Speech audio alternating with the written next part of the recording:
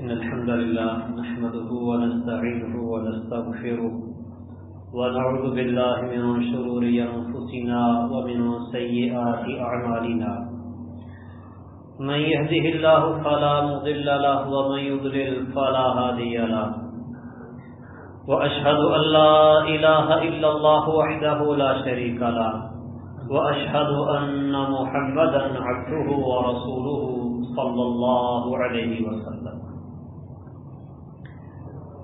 أما بعد فقال الله تبارك وتعالى في القرآن المجيد والفرقان الحميد أعوذ بالله السميع العليم من الشيطان الرجيم من همزه ونفخه ونفثه ومن يشاقق الرسول من بعد ما تبين له الهدى ويتبع غير سبيل المؤمنين نوله ما تولى ونصله جهنم وساءت مصيرا۔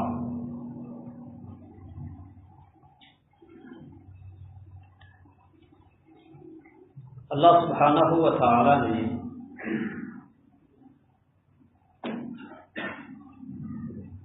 انسانیت کی رشد و ہدایت کے لیے وحی نازل کی ہے۔ آدم علیہ السلام کو بھی اللہ رب العالمین نے یہی کہا تھا فَإِمَّا يَأْتِيَنَّكُم مِّنِّي هُدًى فَمَن تَبِعَ هُدَايَ فَلَا خَوْفٌ عَلَيْهِمْ وَلَا هُمْ يَحْزَنُونَ، میری طرف سے تمہارے پاس ہدایت آئے گی، جو اس نازل شدہ ہدایت کی پیروی کرے گا وہ کامیاب ہو جائے گا، اس پہ نہ کوئی خوف ہوگا نہ وہ غمزدہ ہوگا، اور جس نے اس نازل شدہ ہدایت کی پیروی نہ کی اور اپنی منمانی سے زندگی بسر کرنے کی کوشش کی تو پھر اس کا انجام بھی برا ہوگا۔ اور اللہ سبحانہ و تعالی نے آدم علیہ السلام کو زمین پر بھیجنے سے پہلے ہی زمین پہ رہنے کے لیے کچھ ضروری معلومات عطا فرما دی تھی۔ علم الاسماء، ناموں کا علم، جو کہ فرشتوں کو نہیں تھا۔ وعلم آدم الاسماء كلها، اللہ نے آدم علیہ السلام کو سارے کے سارے نام سکھا دیے، اور پھر فرشتوں سے کہا انبئونی باسماء هؤلاء ان کنتم صادقین، اگر تم سچے ہو تو ان چیزوں کے نام ذرا بتاؤ۔ تو انہیں علم نہیں تھا، کہنے لگے سبحانک لا علم لنا الا ما علمتنا، اللہ تو پاک ہے، ہم تو صرف وہی جانتے ہیں جو تو نے ہمیں سکھایا ہے۔ اور پھر آدم علیہ السلام کو حکم ہوا انبئہم باسمائہم، ان چیزوں کے نام انہیں بتاؤ۔ آدم علیہ السلام نے ان کے نام بتائے تو اللہ سبحانہ و تعالی فرمانے لگے الم اقل لکم انی اعلم ما تبدون وما کنتم تکتمون، میں نے تمہیں یہ نہیں کہا تھا کہ میں وہ جانتا ہوں جو تم نہیں جانتے، اور جو تم ظاہر کرتے ہو جو تم چھپاتے ہو، میں وہ سب کچھ جاننے والا ہوں۔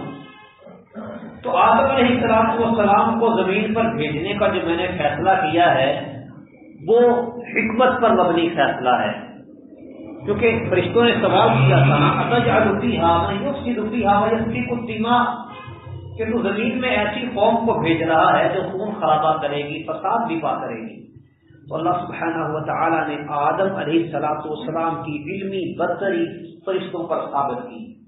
یہ علم الاسماء وہ علم تھا جس کا تعلق زمین کے ساتھ تھا، زمین پہ پیش آمدہ حالات، زمین کی ضروریات اور اس میں موجود اشیاء کے ناموں کے بارے میں اللہ سبحانہ و تعالی نے آدم علیہ السلام کو خبر دی۔ فرشتوں کو چونکہ ان چیزوں کی ضرورت ہی نہیں تھی، اس لیے انہیں یہ علم نہیں دیا گیا۔ خیر، آدم علیہ السلام کو زمین پر بھیجنے سے پہلے ہی زمین پر رہنے سے متعلق اللہ سبحانہ و تعالی نے علم دیا، اور پھر انہیں جنت میں ٹھہرایا اور کہا وَلَا تَقْرَبَا هَٰذِهِ الشَّجَرَةَ فَتَكُونَا مِنَ الظَّالِمِينَ، اس درخت کے پاس نہ جانا وگرنہ ظالموں میں سے ہو جاؤ گے۔ خیر شیطان نے ان کو بہکایا پھسلایا، بالآخر انہیں جنت سے نکالا گیا، زمین پر اتارا گیا اور کہا گیا فَإِمَّا يَأْتِيَنَّكُم مِّنِّي هُدًى فَمَن تَبِعَ هُدَايَ فَلَا خَوْفٌ عَلَيْهِمْ وَلَا هُمْ يَحْزَنُونَ، میری طرف سے رہنمائی آئے گی، جو اس رہنمائی کی ہدایت کی پیروی کرے گا اس پر کوئی خوف اور کوئی غم نہیں ہوگا۔ آدم علیہ السلام سے لے کر امام الانبیاء جناب محمد مصطفیٰ صلی اللہ علیہ وسلم تک اللہ رب العالمین کی طرف سے مسلسل ہدایت اور رہنمائی انسانوں کے لیے نازل ہوتی رہی ہے، اور انسانوں کو اللہ سبحانہ و تعالیٰ نے صرف اس نازل شدہ ہدایت کی اتباع کرنے کا ہی حکم دیا ہے۔ فرمایا ہے اتبعوا ما انزل الیکم من ربکم ولا تتبعوا من دونه اولیاء قلیلا ما تذکرون، جو کچھ تمہاری طرف تمہارے رب کی طرف سے نازل کیا گیا ہے صرف اور صرف اس کی پیروی کرو، ولا تتبعوا من دونه اولیاء، اور اس نازل شدہ وحی کو چھوڑ کے دیگر اولیاء کی پیروی نہ کرو، قلیلا ما تذکرون، تم بہت کم ہی نصیحت حاصل کرتے ہیں۔ یعنی اللہ سبحانہ و تعالی انسانیت کے لیے ایک لائحہ عمل، ایک اصول اور قانون، ایک دستور زندگی، ایک طرز زندگی اور طرز معیشت و معاشرت اور رہن سہن کے اطوار، انداز اور طور طریقے، وہ سب اللہ سبحانہ و تعالی کی طرف سے مکمل طور پر ڈکٹیٹڈ ہے، رہنمائی کی ہے اللہ تعالیٰ نے، ایک ایک چیز کے بارے میں بتایا ہے۔ تو جب سب کچھ اللہ سبحانہ و تعالیٰ نے بتا دیا اور کہا ما فرطنا فی الکتاب من شیء، ہم نے کتاب میں کسی قسم کی کوئی کمی نہیں چھوڑی، تو پھر اللہ کی نازل کردہ وحی کو چھوڑ کر کسی اور کی بات ماننے کی حاجت اور ضرورت ہی کیا ہے؟ تبعوا ما انزل الیکم من ربکم، جو کچھ تمہاری طرف تمہارے رب کی طرف سے نازل ہوا ہے اس کی پیروی کرو، ولا تتبعوا من دونه اولیاء، اور اللہ کے نازل کردہ کے علاوہ دیگر اولیاء کی پیروی نہ کرو۔ اور یہ صرف امتیوں کو نہیں بلکہ امام الانبیاء جناب محمد مصطفیٰ صلی اللہ علیہ وسلم کو بھی یہی حکم تھا کہ وہ صرف اللہ کی طرف سے نازل شدہ وحی کی پیروی کریں، اپنی من مانی اور اپنی من مرضی کرنے کی اجازت انہیں بھی نہیں تھی، بلکہ کہا گیا اعلان کر دیجئے ان اتبع الا ما یوحى الی، میں تو صرف اور صرف اس چیز کی پیروی کرتا ہوں جو میری طرف وحی کی گئی، وحی الہی کے سوا اور کسی چیز کی پیروی نہیں کرتا۔ وما ينطق عن الهوى ان هو الا وحی یوحى، یہ نبی ایسا امین ہے کہ اپنی خواہش نفس سے زبان کو حرکت نہیں دیتا، اس کا نطق عیاں ہوتا ہے تو وہ ان ہوا الا وحی یوحى، اللہ رب العالمین کی طرف سے نازل کردہ وحی ہوتا ہے۔ نبی کریم صلی اللہ علیہ وسلم کے تمام تر اقوال، آپ کے تمام تر افعال، ہر عمل، ہر بات، ہر قول، وہ اللہ رب العالمین کی طرف سے وحی ہے۔ کبھی آخر نبی انسان تھے، بتقاضۂ بشریت کچھ تھوڑی سی کوتاہی ہو گئی، اللہ تعالیٰ نے فوراً اس کی اصلاح کر دی۔ شہد کے بارے میں کہہ دیا کہ میں نہیں کھاؤں گا، فرمایا لما تحرم ما احل اللہ لک، اللہ نے آپ کے لیے جو حلال کیا ہے بھلا آپ کیوں اسے حرام کر رہے ہیں؟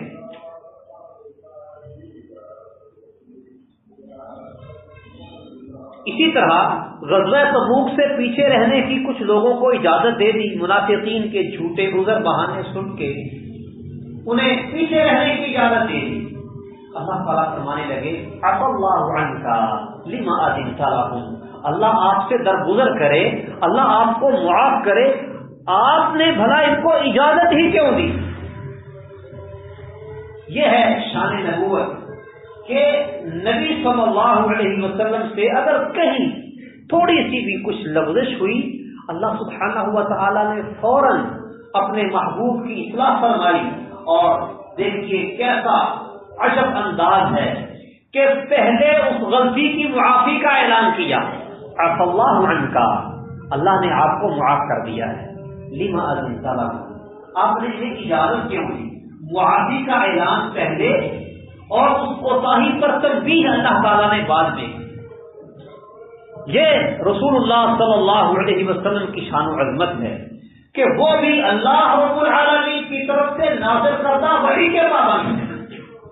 تاکہ لوگوں نے کہا تقولہ، اس نے تو قرآن کو گھڑ لیا ہے، اساطیر الاولین اکتسبھا، یہ پہلے لوگوں کی قصے کہانیاں ہیں جو اس نے لکھ لیے ہیں اور ہمیں آ کے سناتا ہے. اللہ سبحانہ و تعالی نے کلی طور پر ان کے اس قول کی نفی فرما دی.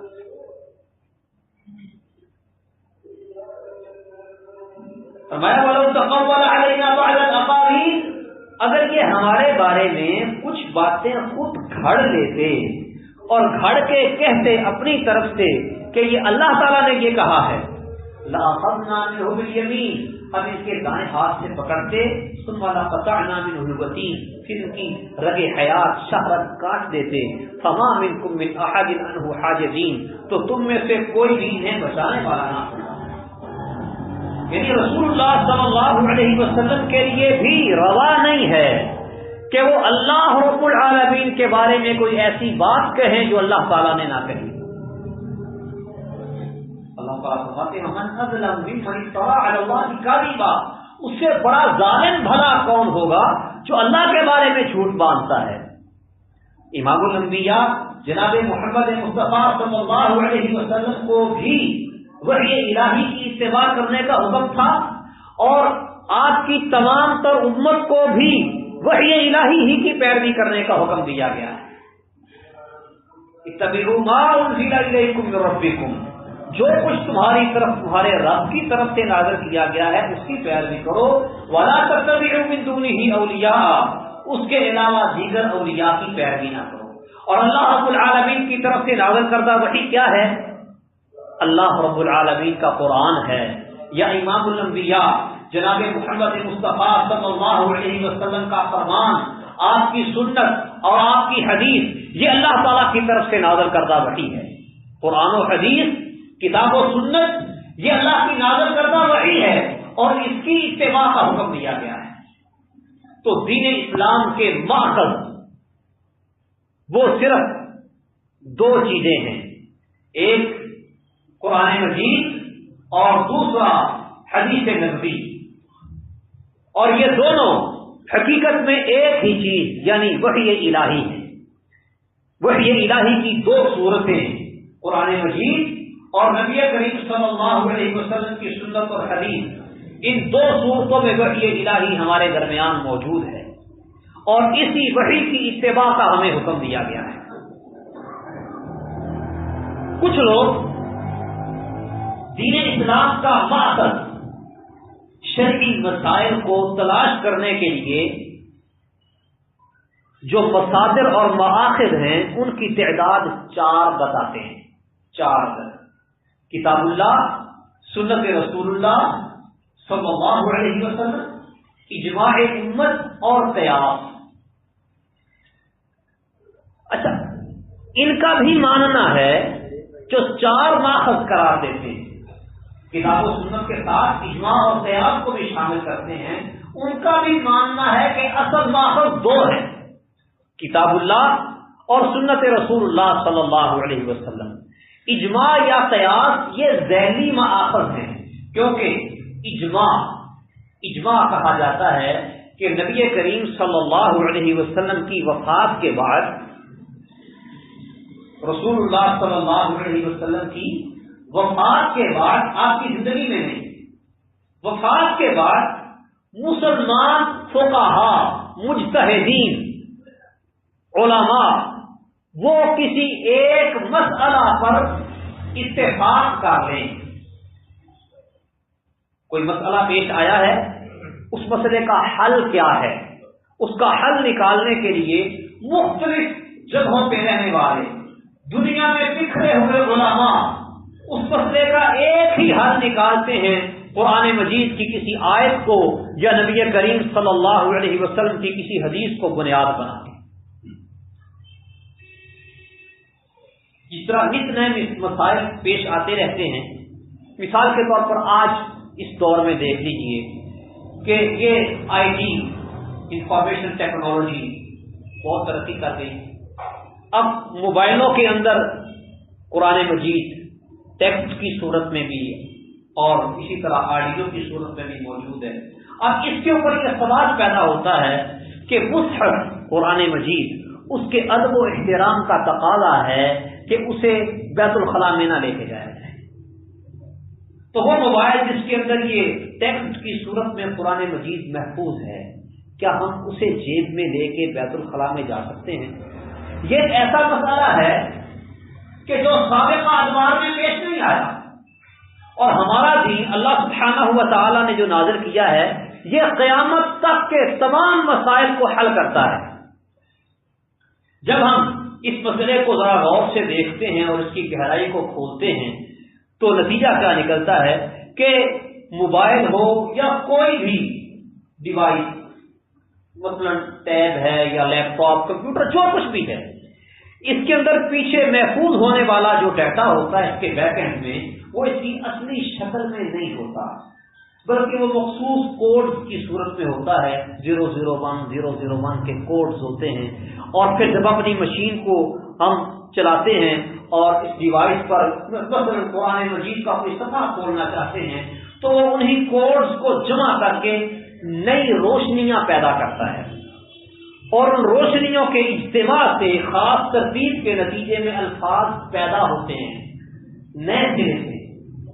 جب ہم اس اسکرین کو بند کر دیتے ہیں وہ روشنیاں بجھ جاتی ہیں اور الفاظ ختم ہو جاتے ہیں، اور پھر دوبارہ ڈیٹا بیک اینڈ میں چلا جاتا ہے. کوئی بھی چیز انسانی ناک سے جو نظر آتی ہے اس کے نظر آنے کی وجہ یہ ہوتی ہے کہ اس چیز سے روشنی ٹکرائے گی، روشنی ٹکرا کے آپ کی آنکھوں میں منعکس ہو کے پہنچے گی، اور اس چیز سے ٹکرا کے آنے والی روشنی آپ کو وہ چیز دکھائے گی. اگر اس چیز پر روشنی نہ پڑ رہی ہو اور یا اس کی روشنی جو اس پر پڑ رہی ہے وہ آپ کی آنکھوں تک نہ پہنچتی ہو تو آپ کو وہ چیز نظر نہیں آتی. اور اس میں باہر سے آنے والی روشنی نہیں ہوتی، بلکہ ایک چیز کو دکھانے کے لیے نئے سرے سے روشنیاں پیدا کی جاتی ہیں. تو جب ہم اس معاملے کو اچھی طرح سے غور کر کے سمجھتے ہیں تو نتیجہ یہ نکلتا ہے کہ جب یہ ڈیوائس بند ہو، اسکرین اس کی آف ہو مثلا موبائل کی، تو اس وقت گویا اس میں مصحف ہے ہی نہیں. یا یوں سمجھ لیجیے کہ جیسے حافظ قرآن اس کے سینے میں سارا قرآن ہے، جب وہ زبان سے اس کو ادا کر رہا ہوتا ہے، بول رہا ہوتا ہے، تو قرآن پڑھتے ہوئے وہ بیت الخلاء میں جائے تو آپ سب اس کو ٹوکیں گے.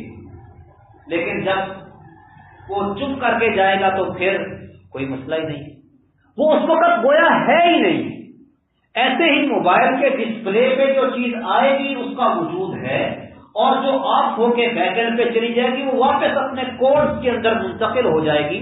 پھر آپ اپنی مشین کو دوبارہ آرڈر دیں گے تو وہ کوڈز کو جمع کر کے اور اسکرین پہ آپ کو تصویر دکھائے گی. بہرحال نتیجہ کیا نکلا کہ اس کو لے کر بیت الخلاء میں جانا کوئی حرج نہیں، بشرطی کہ اس کا اسکرین آف ہو یا اسکرین آن ہو لیکن اس پر مقدس الفاظ موجود نہ ہو تو کوئی حرج نہیں. کتاب و سنت کی نصوص، وحی الہی کی نصوص سے مختلف فقہا، ایک وقت کے تمام تر فقیہ اور عالم اور مجتہد کسی ایک مسئلے پر اتفاق کر لیں. ساری دنیا کے مجتہدین امت کسی ایک مسئلے پر اتفاق کر لیں کہ اس مسئلے کا حل قرآن اور حدیث میں یہ ہے، اس چیز کا نام ہے اجماع۔ تو گویا اجماع ذاتی طور پر کچھ بھی نہیں ہے، کیونکہ اجماع کے لیے بھی دلیل درکار ہوگی کہ قرآن اور حدیث میں اس کا کیا حکم ہے۔ چونکہ ایک ہے کہ قرآن اور حدیث میں کسی چیز کا حکم واضح لفظوں میں ہو، مثال کے طور پہ اللہ تعالیٰ نے کہا لا تقربوا الزنا، زنا کے قریب نہ جاؤ، کتنا واضح لفظ حکم ہے۔ فرمایا ہے اقیموا الصلاۃ، نماز قائم کرو، آتوا الزکاۃ، زکوٰۃ ادا کرو، واضح لفظوں میں حکم ہے۔ اب اس میں جب بندہ یہ سنتا ہے کہ اللہ کا حکم ہے اقیموا الصلاۃ، نماز قائم کرو، فوراً سمجھ آ جاتی ہے کہ نماز قائم کرنا فرض ہے، نماز قائم کرنے کا حکم ہے۔ لیکن جس طرح یہ میں نے آپ کو موبائل کی مثال دی، اس مسئلے کو اگر دیکھا جائے تو قرآن یا حدیث میں کوئی واضح لفظ نہیں ہے موبائل کے بارے میں کہ کوئی حکم ہو، لیکن ہمیں کیا کرنا پڑتا ہے اس کے لیے؟ اجتہاد۔ قرآن اور حدیث کی نصوص کو، قرآن کی آیات کو، نبی کریم صلی اللہ علیہ وسلم کی احادیث کو خوب اچھی طرح سے کھنگالنا اور دیکھنا پڑتا ہے، پھر اس میں سے ہم مسئلہ کشید کرتے ہیں، نکالتے ہیں۔ اس چیز کا نام ہے اجتہاد۔ اور اس اجتہاد پر جب ساری دنیا کے علماء کسی بھی دور میں متفق ہو جائیں تو اس کو اجماع قرار دیا جاتا ہے۔ اور قیاس کیا ہے؟ قیاس یہ ہے کہ ایک چیز کا حکم واضح طور پر قرآن کی آیت میں مثلا موجود ہے، دوسری چیز کا حکم نام لے کر نہیں ہے۔ اب اس کی مثال سمجھیں، اللہ سبحانہ و تعالیٰ نے قرآن مجید میں کہا ہے والدین کے بارے میں فَلَا تَقُل لَّهُمَا أُفٍّ وَلَا تَنْهَرْهُمَا، والدین کو اف نہیں کہنی، ان کو ڈانٹنا بھی نہیں ہے۔ کیوں نہیں ڈانٹنا، کیوں اف نہیں کہنی؟ بات سنتے ہی فوراً سمجھ آ جاتی ہے کہ والدین کو اف کہنے سے یا والدین کو ڈانٹنے سے ان کو تکلیف ہوتی ہے۔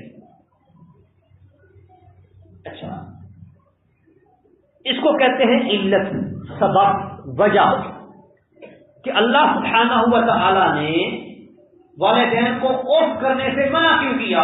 اس لیے کہ انہیں تکلیف ہوتی ہے، اور اولاد کی طرف سے والدین کو تکلیف پہنچے اللہ تعالیٰ یہ نہیں چاہتے۔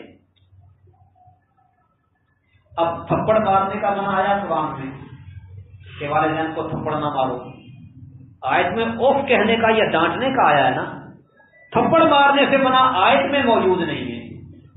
لیکن اگر اسی آیت پہ آپ غور کریں کہ والدین کو اف کہنے یا ڈانٹنے سے شریعت نے منع کیا ہے، تو والدین کے ساتھ لڑنے جھگڑنے یا ان کو مارنے پیٹنے کی شریعت اجازت کیسے دے گی؟ وہ تو بالاولیٰ منع ہو جائے گا۔ یعنی کہ جس علت کی وجہ سے، جس مقصد کی خاطر ایک کام منع تھا، وہی مقصد دوسری چیز میں اگر زیادہ پایا جا رہا ہے تو وہ بھی منع ہوگی۔ والدین کو اوف کہنے سے اگر ان کو تکلیف ہوتی ہے تو والدین کو مارنے پیٹنے سے کہیں زیادہ انہیں تکلیف ہوگی۔ یہ چیز قیاس ہے۔ یعنی قیاس کے لیے بھی قرآن اور سنت ضروری ہے۔ قیاس بھی تب کیا جائے گا جب قرآن یا حدیث میں کسی چیز کا حکم موجود ہو۔ تو اصل مآخذ دو ہی ہیں، کتاب اللہ اور سنت رسول اللہ صلی اللہ علیہ وسلم۔ کچھ لوگ قیاس اور اجماع کو مستقل ماخذ سمجھتے ہیں، وہ گمراہیوں کی دلدل میں پھنستے چلے جاتے ہیں۔ وہ کیا کہتے ہیں کہ یہ مسئلہ نہ قرآن میں ہے نہ حدیث میں ہے، یہ بس مسلمانوں نے اتفاق کر لیا لہذا یہ مسئلہ ایسے ہے۔ حالانکہ قرآن اور سنت میں کوئی ایسا مسئلہ نہیں کہ جس کا حل موجود نہ ہو۔ کوئی اپنی طرف سے ہی خیال کے گھوڑے دوڑاتے ہیں، جو ان کے دماغ میں آ جائے، جو ان کی رائے بن جائے، اسے قیاس کا نام دے دیا اور کہہ لیا قیاس یہ کہتا ہے۔ یہ بھی کوئی قیاس نہیں ہے، یہ شریعت سازی ہے، شریعت گری ہے، اور اسلام اس کی اجازت قطعاً نہیں دیتا۔ پھر اجماع کے بارے میں ایک اور اہم بات سمجھ لیں کہ پوری امت کے علماء وہ اس مسئلے پر متفق ہو گئے ہیں، اس کا پتہ کیسے چلے گا؟ چلو آج کا تو کمیونیکیشن دور ہے، یعنی پوری دنیا گلوبل ولیج بن چکی ہے، ایک دوسرے کے حالات، اختلاف، اتفاق معلوم کر لینا بہت آسان ہے، لیکن آج بھی اس دور میں بھی دنیا کے تمام تر مسلمان مجتہد صاحب فتویٰ علماء کا اتفاق معلوم کر لینا ناممکن ہے۔ وہ ادوار جن میں یہ سہولیات نہیں تھی، صحابہ کا دور، تابعین کا دور، تبع تابعین کا دور، خیر القرون جس کو کہا جاتا ہے، آج سے 50 سال پیچھے چلے جائیں، زیادہ دور نہ بھی جائیں، پوری دنیا کے علماء کسی ایک وقت ایک مسئلے پر اتفاق ہو گیا ان کا، یہ معلوم کرنا ناممکن ہے۔ اب اس کے لیے عام طور پر جو کتابوں میں اور لوگوں کی علماء کی زبان پر جو لفظ اجماع چلتا ہے، اس کا پس منظر یہ ہے اور حقیقت اس کی یہ ہے کہ جب کوئی مسئلہ امت کے سامنے درپیش ہوتا ہے اور علماء اس کا کوئی نہ کوئی حل نکالتے ہیں، اب کیا ہوتا ہے کہ اس کا حل جب کتاب و سنت سے تلاش کیا جاتا ہے تو آخر مختلف ذہن ہیں، ہر ایک کی ذہنی استعداد مختلف ہے، سوچنے کی سمجھنے کی صلاحیت الگ الگ ہے، اختلاف ہو ہی جاتا ہے۔ تو اگر تو پتہ چل جائے اختلاف کا، اکثر لوگ ایک موقف پر ہوں اور چند ایک لوگ ان کا کچھ اور موقف ہو، تو اکثر لوگوں کے موقف کو کہہ دیتے ہیں یہ جمہور کا موقف ہے اور فلاں فلاں کا موقف یہ ہے۔ اور اگر اختلاف کا پتہ نہ چلے، اس بارے میں کسی نے اختلاف بھی کیا ہے کہ نہیں، تو کہہ دیتے ہیں کہ اس پر اجماع ہے، یعنی اختلاف کے بارے میں علم نہ ہونے پر اجماع کا دعویٰ کیا جاتا ہے۔ اجماع کی تعریف کے مطابق اگرچہ یہ اجماع نہیں کہلاتا، کیونکہ اجماع کی تعریف کے مطابق تو اجماع وہ ہوگا کہ پوری دنیا کے علماء کا اتفاق معلوم ہو جائے۔ اب یہاں کیا ہے، چند ایک لوگوں کا اتفاق معلوم ہوا اور باقی لوگوں نے اتفاق کیا ہے یا اختلاف کیا ہے اس کے بارے میں علم نہیں، تو عدم علم کی بنیاد پر کہہ دیا جاتا ہے کہ یہ اجماع ہے، کیونکہ اختلاف کا پتہ ہی نہیں۔ یہاں تک اگر بات سمجھ آ گئی ہے تو آگے چلتے ہیں۔ پہلی بات کیا تھی کہ دین اور شریعت صرف اور صرف اللہ کی نازل کردہ وحی ہے، وحی الہی کے سوا اور کوئی چیز دین نہیں، اور وحی الہی اللہ کی کتاب اور نبی کریم صلی اللہ علیہ وسلم کی سنت ہے۔ دوسری بات یہ کہ کچھ لوگ کتاب و سنت کے ساتھ ساتھ اجماع اور قیاس کو بھی دین کا ماخذ سمجھتے ہیں، لیکن ان کی اکثریت وہ بھی یہی کہتی ہے کہ اجماع اور قیاس کی حقیقتاً ذاتی طور پر ماخذ نہیں ہے، بلکہ ان اجماع اور قیاس کا ماخذ بھی وحی الہی ہی ہے۔ تو گویا اصل ماخذ وہ بھی دو کو ہی مانتے ہیں۔ ہاں، بعض گمراہ لوگ ایسے ہیں جو اجماع اور قیاس کو کتاب اور سنت سے ہٹ کے الگ مستقل ماخذ تسلیم کرتے ہیں، لیکن وہ گمراہیوں کی دلدل میں گھرے اور پھنسے ہوئے۔ رہی بات اجماع کی، تو اجماع کہا جاتا ہے نبی کریم صلی اللہ علیہ وسلم کی وفات کے بعد علماء امت کا کسی ایک مسئلے پر اتفاق کر لینا، کتاب و سنت سے استنباط شدہ کسی ایک مسئلے پر پوری امت کے علماء کے اتفاق کو اجماع کہا جاتا ہے۔ اور حقیقت یہ ہے کہ اتفاق معلوم کرنا پوری امت کے علماء کا یہ ناممکن ہے، تو اس لیے علماء نے یہ طریقہ کار اختیار کیا ہوا ہے کہ جب کسی مسئلے کے بارے میں اختلاف معلوم نہ ہو تو اس پر اجماع کا دعویٰ کر دیتے ہیں کہ اس بات پر اجماع ہے۔ اور اجماع کو شریعت اسلامیہ کی ایک بہت بڑی دلیل سمجھا جاتا ہے، کیونکہ اجماع کی ضرورت اس وقت پیش آتی ہے جب قرآن اور حدیث میں اس مسئلے کا واضح حل موجود نہ ہو، بلکہ اجتہاد کرنا پڑے، استنباط کرنا پڑے۔ اب استنباط کرنے میں وجہ سے غلطی بھی ہو سکتی ہے، اور نتیجہ درست بھی نکل سکتا ہے۔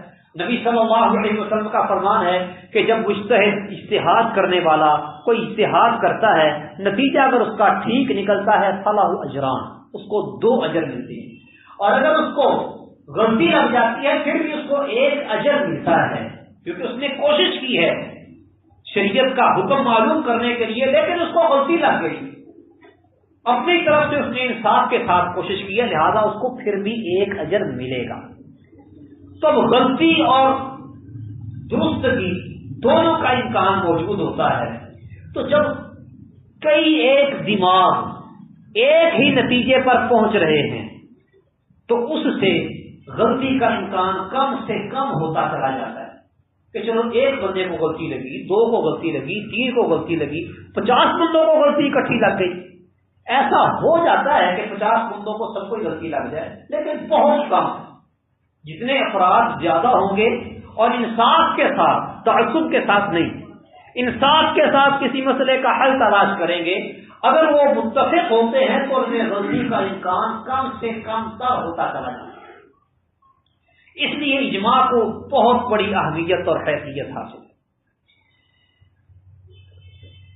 اچھا، یہ نقطہ ذہن میں رکھنا ہے کہ اجماع کی ضرورت اس وقت پیش آتی ہے جب کسی مسئلے کا حل قرآن اور حدیث میں واضح لفظوں میں موجود نہ ہو۔ جب ایک حل واضح لفظوں میں موجود ہو تو پھر اجتہاد کی ضرورت نہیں ہوتی، اجماع اجتہاد کے بعد ہوتا ہے۔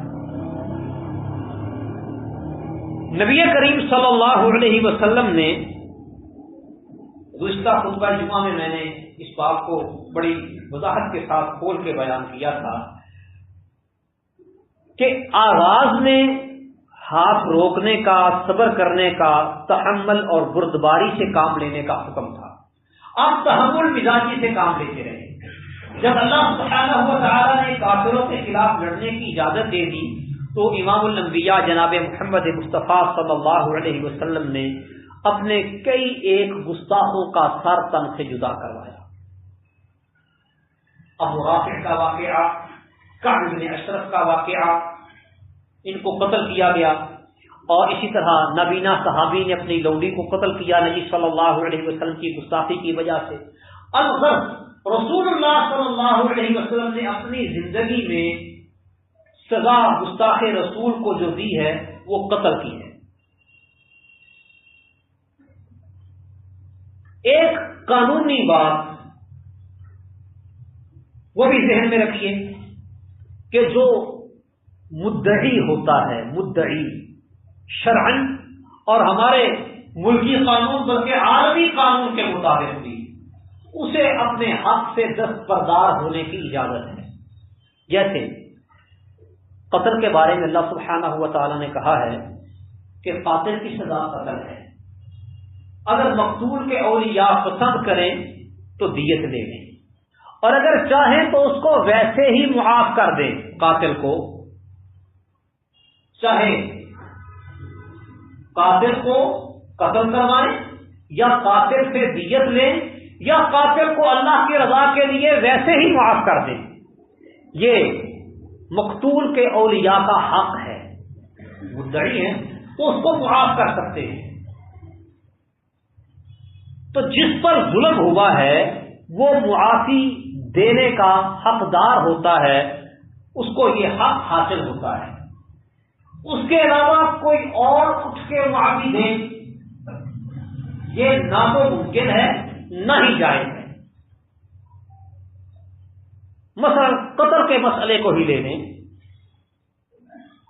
کہ آپ کا کوئی عزیز کسی نے قتل کر دیا، آپ اسے معاف نہیں کرتے، کوئی تیسرا بندہ ہوتا جس کا آپ کے ساتھ کوئی تعلق ہی نہیں، وہ کہہ دے قاتل کو جاؤ میں نے تجھے معاف کیا، کیا وہ معاف ہو جائے گا؟ نہ شرعن معاف ہوگا نہ قانوناً معاف ہوگا، چاہے وہ اسٹامپ پیپر پہ لکھ کے دے دے کہ میں نے تجھے قتل معاف کیا، اس کا تعلق ہی نہیں ہے قتل کے ساتھ، وہ بنا کیسے معافی دے سکتا ہے؟ جس کا حق مارا گیا ہے، جس پر ظلم ہوا ہے، معافی دینے کا حق صرف وہ رکھتا ہے بس۔ نبی کریم صلی اللہ علیہ وسلم کی شان میں گستاخی کرنے والے رسول اللہ صلی اللہ علیہ وسلم نے انہیں قتل کی سزا دی ہے. اور کچھ لوگ ایسے بھی تھے جن کو آپ نے کسی مصلحت کی وجہ سے معاف کیا ہے، جیسے ابی بن کعب، اپنا عبداللہ بن ابی رئیس المنافقین، یہ کہتا ہے لَئِن رَجَعْنَا إِلَى الْمَدِينَةِ لَيُخْرِجَنَّ الْأَعَزُّ مِنْهَا الْأَذَلَّ، اگر ہم مدینہ میں واپس پلٹے تو عزت والے ذلت والوں کو نکال دیں. اب یہ گستاخی تھی. اور بیٹا کہتا ہے مجھے اجازت دیجیے میں اپنے باپ کا سر قلم کروں. نبی کریم صلی اللہ علیہ وسلم نے مصلحت بیان کی کہ لوگ کہیں گے کہ یہ اپنے ہی ساتھیوں کو قتل کر رہا ہے، لہذا آپ نے اس مصلحت کی خاطر اپنا حق چھوڑ دیا. رسول اللہ صلی اللہ علیہ وسلم کی شان میں گستاخی ہوئی. آپ حق رکھتے تھے سزا دینے کا بھی معاف کرنے کا بھی، تو یہ حق آپ نے استعمال کیا. سزا دینے کا حق بھی استعمال کیا اور بعض جگہوں پر معاف کر دینے کا حق بھی آپ نے استعمال کیا موقع کی مناسبت کے ساتھ. نبی کریم صلی اللہ علیہ وسلم کے بعد اب کسی کو بھی یہ حق نہیں ہے کہ وہ رسول اللہ صلی اللہ علیہ وسلم کی شان میں گستاخی کرنے والے کو معاف کر سکے.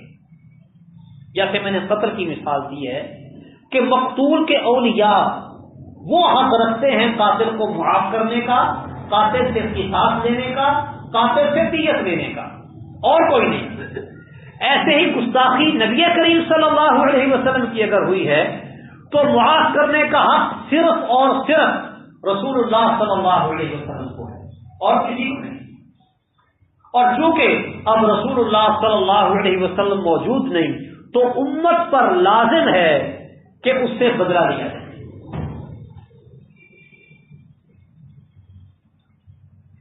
یہ بات سمجھ آ گئی تو آگے چلتے ہیں.